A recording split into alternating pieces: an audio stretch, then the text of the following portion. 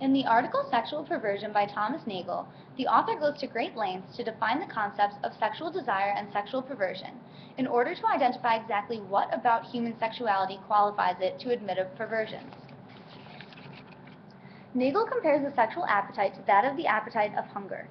He talks of the reality of gastronomical perversion that undermines the direct relation between man and food that is a natural expression of hunger.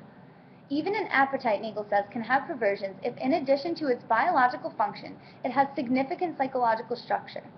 Thus, if we can imagine perversions of an appetite like hunger, it should not be difficult to make sense of the concept of sexual perversion, according to Nagel.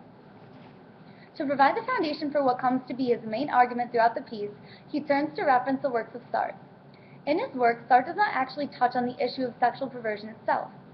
This is mainly because of the way he views sexual desire. Sexual desire, he says, is merely one form of the perpetual attempt of an embodied consciousness to incorporate another into his world, as another subject, an attempt that is doomed to fail. Essentially, Sartre claims that by partaking in a sexual relation, the ability to maintain both persons' subjectivity is lost. One or the other is either entirely reduced to that of the object. In this case, he says, the aim of sexual desire can never be accomplished. As Nagel points out, Sartre's argument entails a few weaknesses. His view of the sexual relation rendering impossible prevents the basic distinction between complete and incomplete sex, therefore unable to admit the concept of perversion. Though he ignores the main premise of Nagel's focus, his talk of the attempt to possess that which is the object of sexual desire carried out by a double reciprocal incarnation ultimately provides Nagel with the foundation for the central argument that he poses in this piece. As Nagel expresses, sexual desire is a psychological process that involves a mutual perception. These perceptions include not only perceptions of the sexual object, but perceptions of oneself as well. Sexual awareness of another ultimately involves substantial awareness of oneself, much greater than what is required on an ordinary basis. To provide clarity about such mutual perceptions, the author presents the situation with the example of Romeo and Juliet.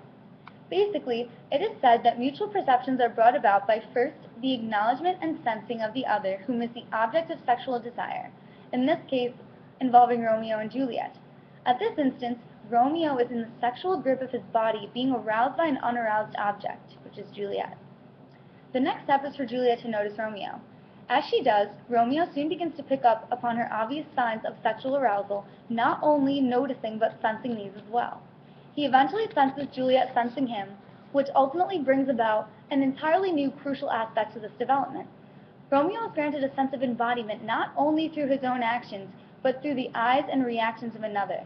The reflexive levels of perception, as he senses that she senses that he senses her, make one conscious of his sexuality through his awareness of its effects on her, and vice versa. Every sexual act is in essence said to be psychological because it relies on the participants' conceptions of themselves and each other, which become embodied in the act.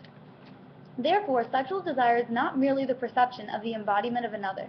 It is actually the contribution to his further embodiment, which enhances the subject's original perception of self. Essentially, what Nagel defines as the sexual perversion is that of various deviations that do not complete the configuration of the mutual reflexive perception that he discusses. Narcissistic practices, bestiality, intercourse with infants, and inanimate objects are all said to be perversions in the sense that they are stuck in the first stage. If one's object of sexual desire is not alive, it is incapable of reciprocating this desire, therefore rendering the experience to an awareness of one's own sexual embodiment alone. Children and animals, although very much alive, are also incapable of reciprocity in the sense that they do not recognize themselves as the object of the subject's desire. Nagel goes further into detail when discussing the perversions of sadism and masochism, both of which have to do with a malfunction in the second stage involving the awareness of oneself as the object of another's sexual desire. The sadist focuses on the evocation of passive self-awareness in others, seeking to inflict pain and control upon the object of his desire. In the attempt to dominate his or her partner, the sadist becomes completely engulfed in his role as the agent. His ability to recognize himself as the object of another's sexual desire is ultimately non-existent, as he claims to his embodiment and agency. A masochist, on the other hand, enjoys pain being inflicted upon him. Due to the inability to acknowledge himself as the object of another's sexual desire, the masochist sees himself merely as the object of one's control.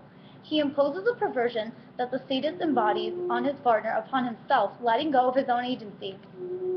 Both of these disorders are in the eyes of Nagel perversions because they ultimately defy the model that he presents, rendering it incomplete.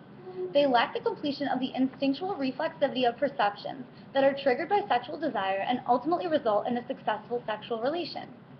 I believe that Nagel posed a rather strong argument in this piece.